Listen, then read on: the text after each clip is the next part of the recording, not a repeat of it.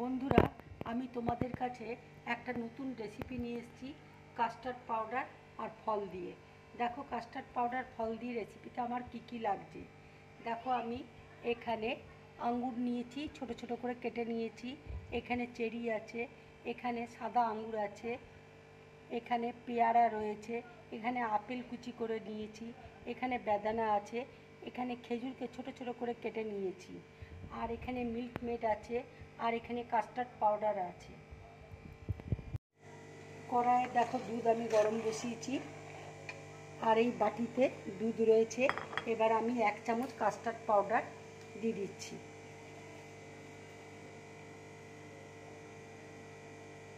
দিয়ে গুলে নেব। এবার দেখো দুধের মধ্যে আমি 1 চামচ মিল্ক মেড দিয়ে দিচ্ছি।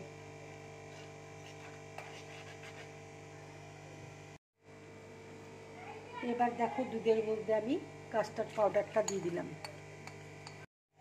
দুধটাকে দেখো খুব ভালো করে নেড়ে যেতে হবে, নাহলে দলা পাকিয়ে যাবে। দেখো দুধটা ঘন হয়ে গেছে। এবার আমি গ্যাসটা অফ করে দিচ্ছি। এবার দেখো আমি বাটির মধ্যে ঢেলে নিচ্ছি। দুধটা ঠান্ডা হলে আমি ফ্রিজে রাখবো।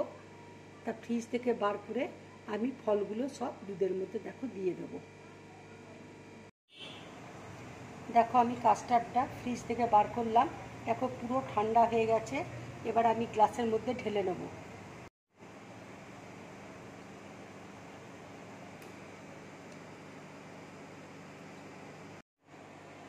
এবার দেখো ফলগুলো আমি দিয়ে দিচ্ছি। আপেল দিয়ে দিচ্ছি, পেয়ারা দিয়ে দিচ্ছি,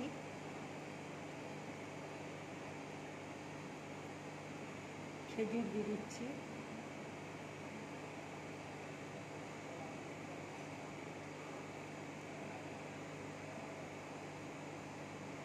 আঙুর দিয়ে দিচ্ছি,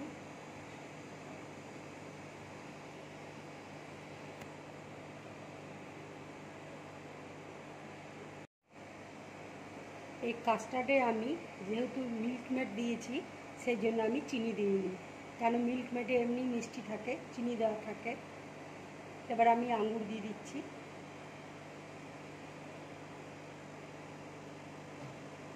এবার বেদানা দিয়ে দিচ্ছি।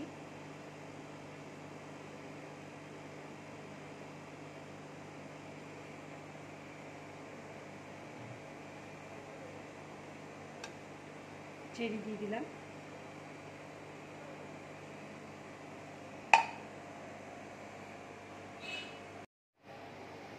বন্ধুরা, তোমরা এইভাবে ফল দিয়ে কাস্টার্ড বানিয়ে খাবে, খুব ভালো লাগবে খেতে।